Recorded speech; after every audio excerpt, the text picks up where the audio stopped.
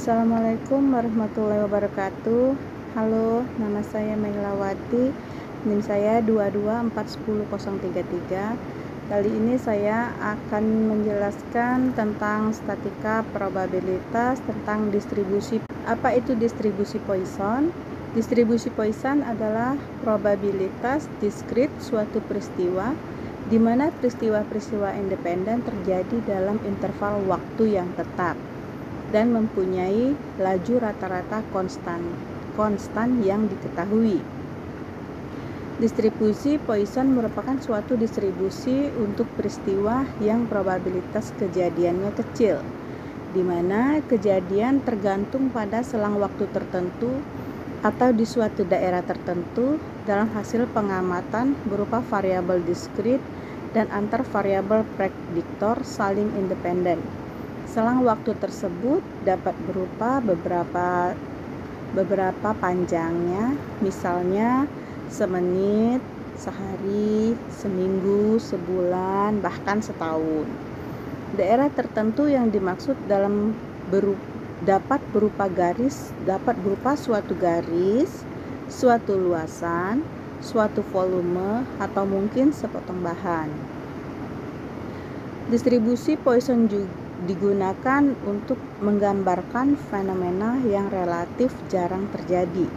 Dengan kata lain, variabel acak Poisson akan secara relatif akurat menggambarkan suatu fenomena jika hanya terdapat sedikit keberhasilan atau hasil positif dalam banyak percobaan.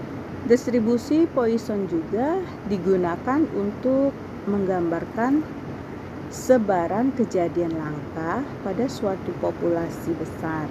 Misalnya, pada waktu tertentu ada kemungkinan tertentu bahwa sel tertentu dalam populasi sel yang besar akan mengalami mutasi. Akuisisi mutasi merupakan peristiwa langka.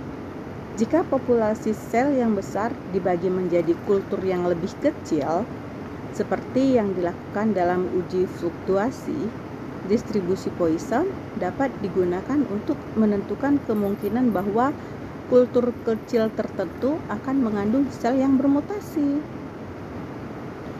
Distribusi Poisson memiliki ciri-ciri sebagai berikut. 1. Banyaknya percobaan yang terjadi dalam suatu selang waktu atau suatu daerah tertentu tidak tergantung pada banyaknya hasil percobaan yang terjadi pada selang waktu atau daerah lain yang terpisah.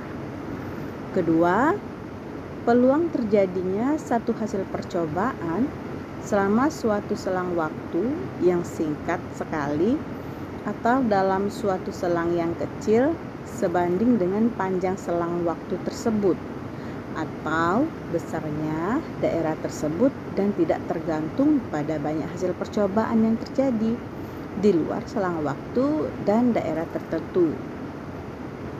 Peluang bahwa lebih dari satu hasil percobaan akan terjadi dalam selang waktu yang singkat tersebut atau dalam daerah yang kecil tersebut diabaikan. Baru mengetahui untuk rumus dari distribusi Poisson adalah sebagai berikut.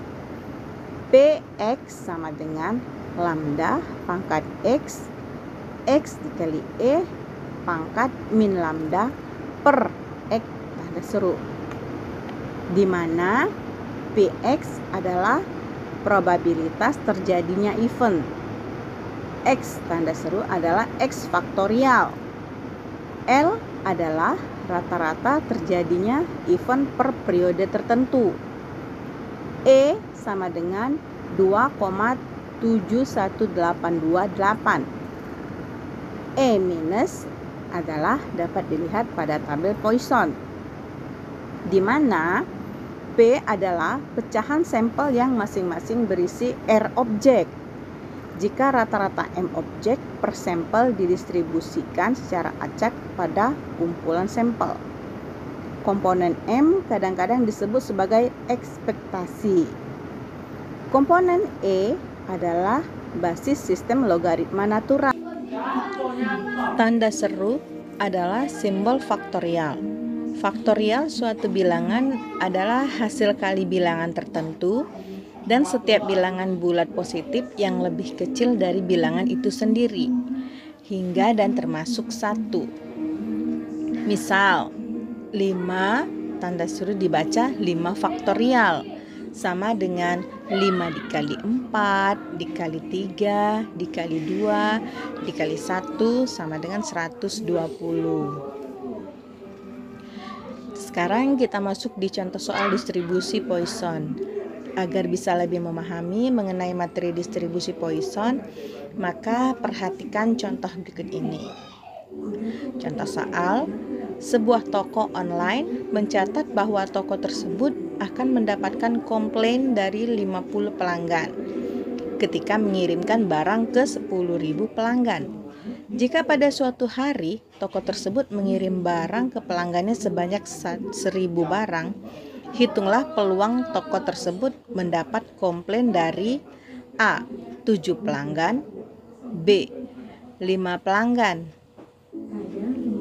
Penyelesaiannya diketahui P sama dengan 50 per 10.000 sama dengan 0,005. Kita ketahui bahwa N sama dengan 1.000. Jadi N dikali P sama dengan 1.000 dikali 0,005 sama dengan 5. Jadi kita mendapat hasilnya adalah A, P dalam kurung X sama dengan 7.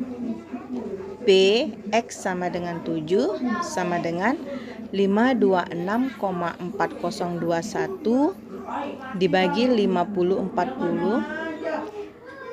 Jadi PX7 sama dengan 0,1044. B-nya PX sama dengan 7 sama dengan 21,0561 dibagi 120. Jadi PX7 sama dengan 0,175. Demikianlah penjelasan dari saya. Semoga teman-teman dapat memahaminya. Akhir kata saya ucapkan terima kasih. Wassalamualaikum warahmatullahi wabarakatuh.